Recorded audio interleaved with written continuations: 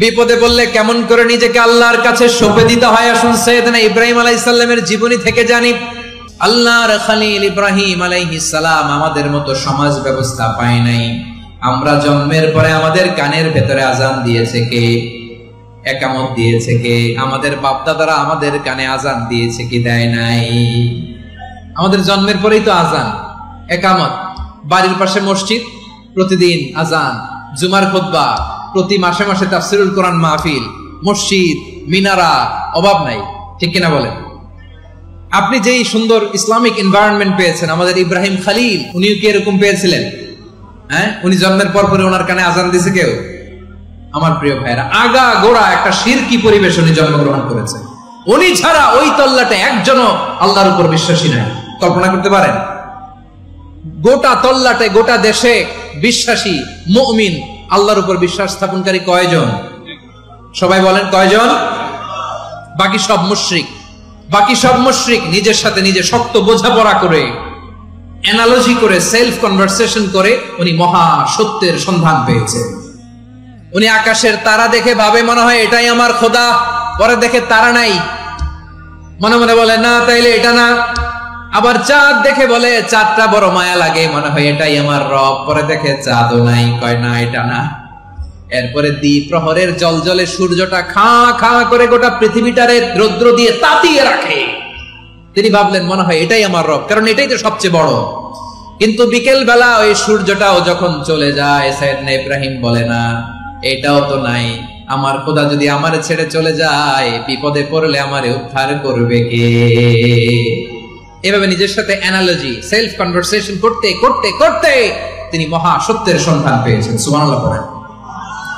সব শেষে তিনি ডিসিশন নিয়ে ঘোষণা দিলেন, ইন্নী ওয়াজ্জাহতু ওয়াজহিয়া লিল্লাযী ফাতারাস সামাওয়াতি ওয়াল আরদা হানিফান ওয়া মা আনা মিনাল মুশরিকিন। নিশ্চয় আমি এমন সত্তার দিকে মনোনিবেশ করলাম, মুখাপেক্ষী হলাম, যিনি আকাশ বানিয়েছেন, জমিন বানিয়েছেন, আমি মুশরিক নই। সুবহানাল্লাহ। পারতেন? আপনি পারতেন? কেউ নাই, লক্ষ লক্ষ মুশরিক, আপনি একা। ওনার মতো এরকম বিচক্ষণতা দিয়ে আল্লাহরে খুঁজে পাইতে পারতেন আপনি? কি নবী ছিল, আল্লাহকে খুঁজে পেয়েছে।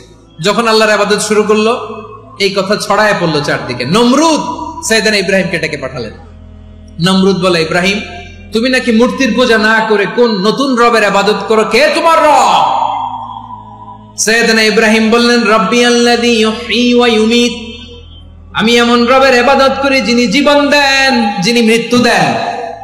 নমরুদ বলে, তাই নাকি?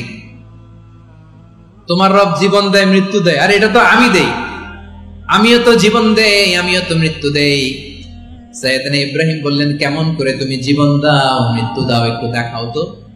নমরুদ জেলখানা থেকে দুজন কয়েদিকে ডেকে আনলো। কয়েদি এনে অর্ডার করলো, একটাকে এখনই শিরোচ্ছেদ, হেড অফ, ডেথ পেনাল্টি, মৃত্যুদণ্ড দেয়া হলো, ফিনকি দিয়ে রক্ত বেরোলো।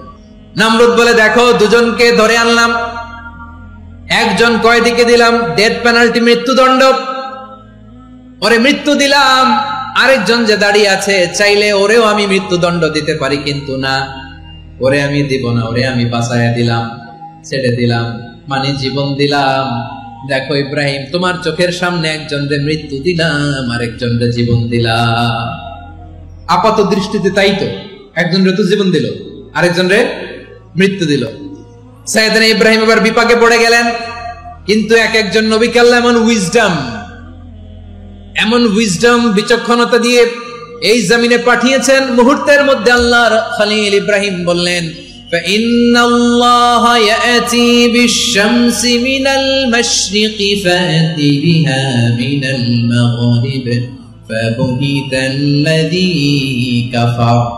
আল্লাহর খলিল ইব্রাহিম বললেন, নমরুদ বুঝলাম তুমি জীবন দাও, মৃত্যু দাও, দেখলাম, কিন্তু আমার রব, আমার আল্লাহ প্রতিদিন সকালবেলা উষা লগ্নে ওই পূর্ব দিগন্ত থেকে সূর্যটাকে উদিত করেন, সাঁঝের বেলা, বিকেল বেলা, কুথুরি লগ্নে, সন্ধ্যা বেলা ওই দ্বিপ্রহরের জল জলে সূর্যটাকে পশ্চিম দিগন্তে ডুবিয়ে দেন।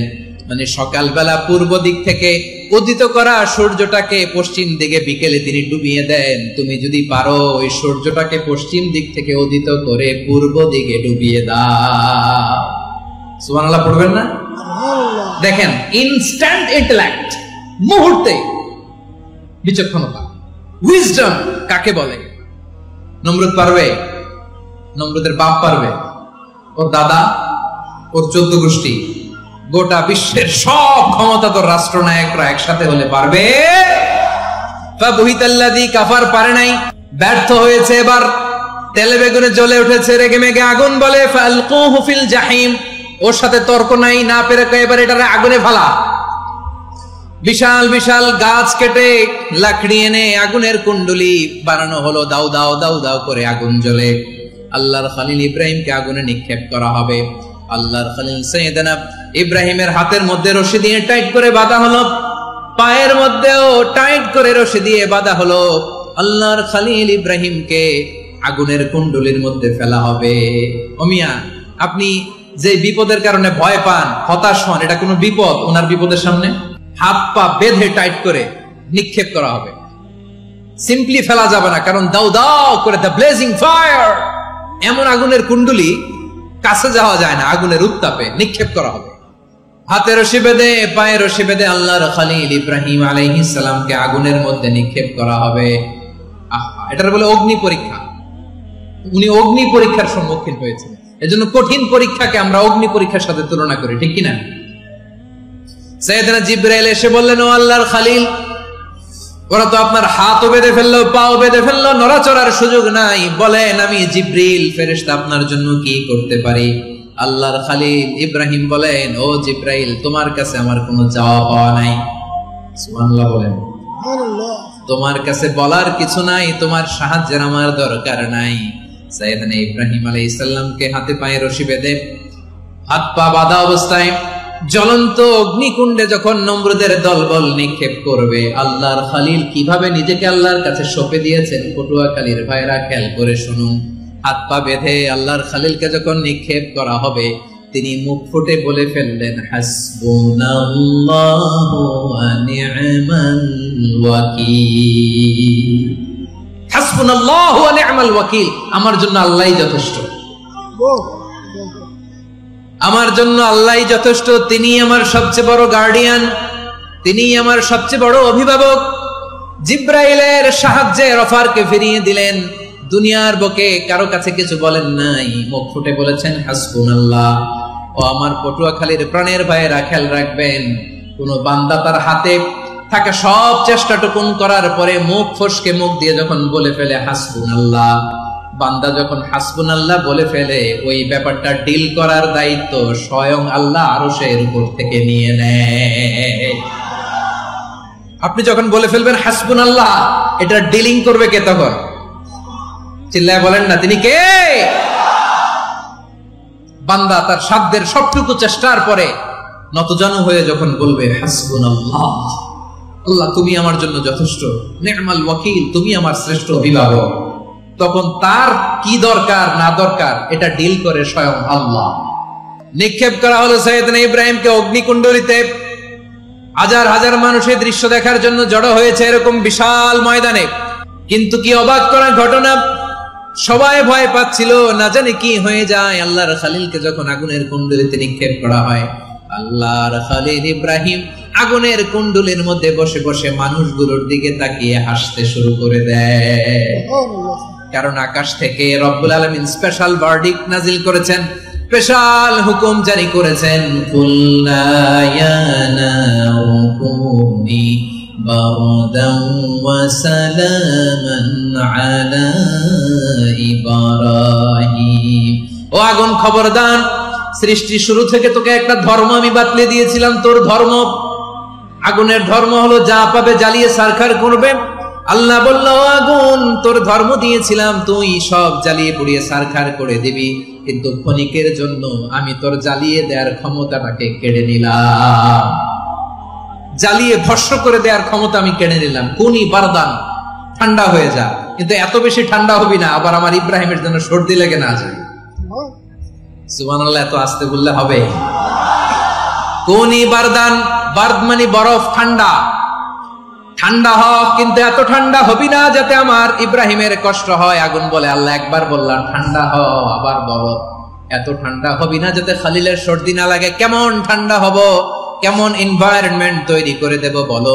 আল্লাহ বললেন, সালামান আলা ইব্রাহিম, আমার খলিল, আমার কলিজা, আমার ইব্রাহিমের জন্য তুই জান্নাতের গুল বাগিচা হয়ে যা।